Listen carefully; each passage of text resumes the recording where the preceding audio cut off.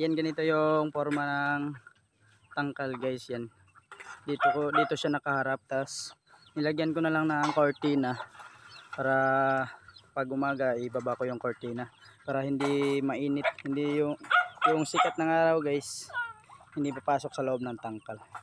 Kaya yung ginawa ko, nag ako ng cortina, tinali ko, tas yun ibaba lang sila. Ayan, ano ko na din yung na plaster ko na din para sa mga sisiyo. Ayan yung extension guys, inaabot ko dito, bali papunta dun sa payag. Tas naglagay na din ako ng extension wire doon sa abuhan kasi hindi umabot yung extension papunta sa loob, kaya bali dalawang ano yung ginamit natin. Ayan, at nilagyan ko pa rin sila ng carton guys kasi mga maliliit pa sila at kailangan nila ng ano sa gabi, yung mga sisiw na maliit kailangan nila ng pampainit. Yan o guys.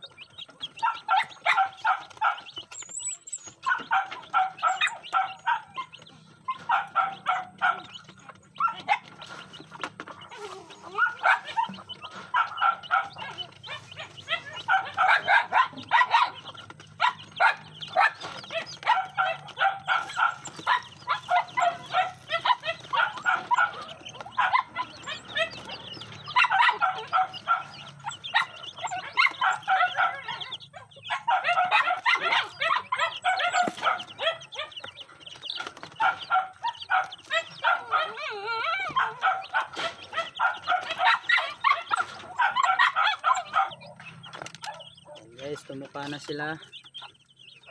Tas yan yung tubig nila, yan may ano na yan, vitamins. At mga ano ilang araw guys, tanggalin na natin yung carton para walang makasagabal.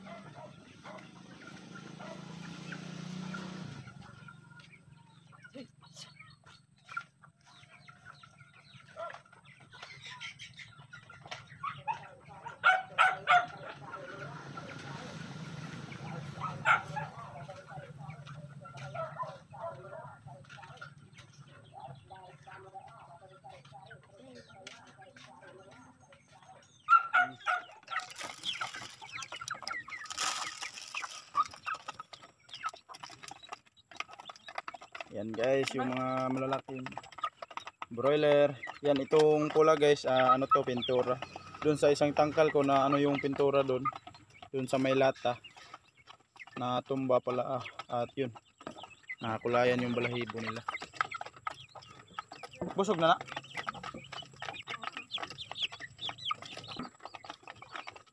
Ayan, maganda yung pwesto nila dito guys.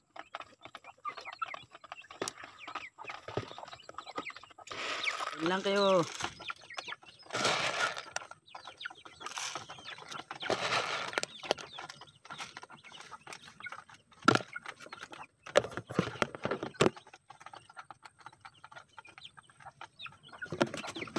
Saksak sara ba to Mel? Itong nito suot ka ng puti Mel. Sigawan na to extension.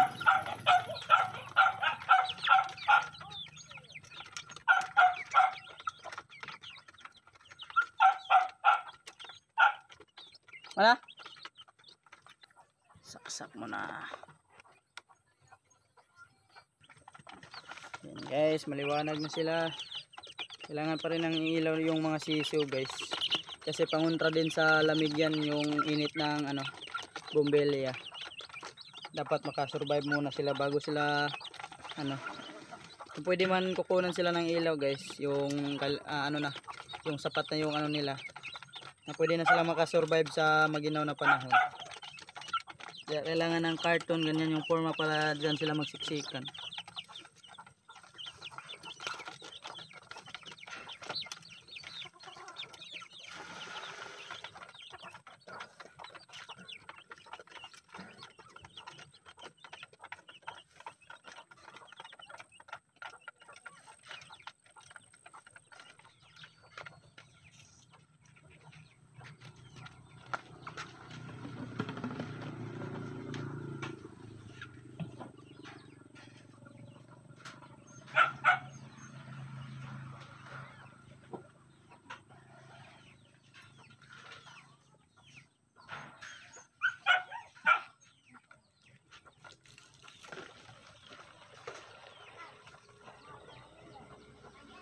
Charge pa na, yan na.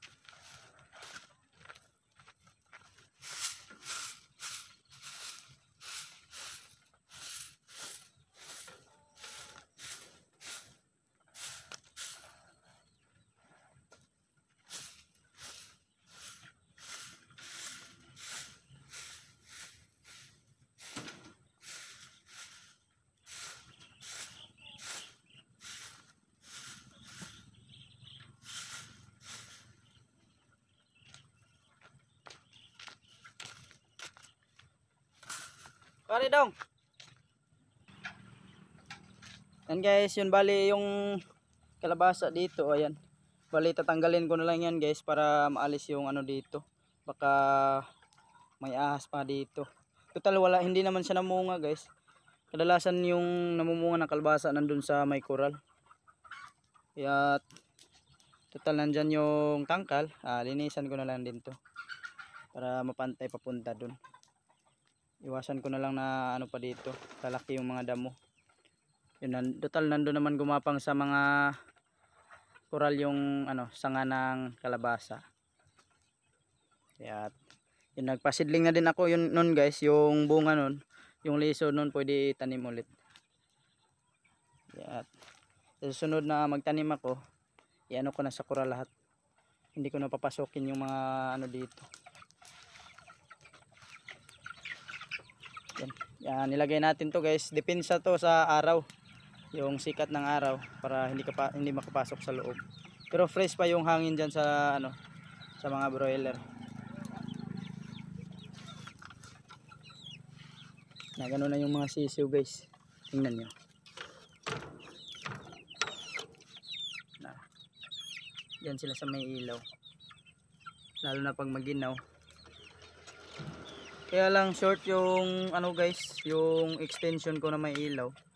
Hindi talaga aabot sa baba. Diyan lang. Yan. Naka ano na yan eh. Full na yung ano niya. Wire. Jinjin. Badulay.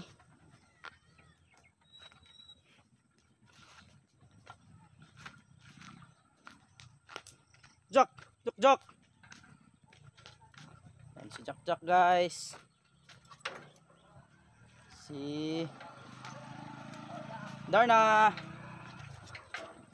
Yan guys. Sa wakas na ano na rin yung mga manok natin guys. At dito naglimlim kasi yung ano, yung inahin. Yan, may naglimlim na din dito. Yan na. Tapos doon sa kabilang abuhan. Yan, may naglimlim din yan guys. Diyan, oh. At dito may nangitlog din. Yung isang ano ko pa. Yan. Yun guys, ulitin ko po yun. Maraming salamat po sa lahat ng sumusuporta po sa channel namin. Sa lahat ng nanonood po guys. Sana hindi po kayong magsawang manonood sa mga videos pa namin. Sa mga bago po dyan yan, please subscribe na po. Yun, ulitin ko po yun. Thank you so much po talaga kay Lola LV. Yan, napagawa na natin yung tangkalat na tapos na. At kay Ate Ruby Cruz, thank you so much po ate sa unan na pambili ng broiler. Thank you so much na po talaga. Yun. Sa lahat po dyan, maraming salamat po sa inyo guys. So yun, hanggang dito na lang po, hanggang next vlog na naman po. Bye bye. God bless.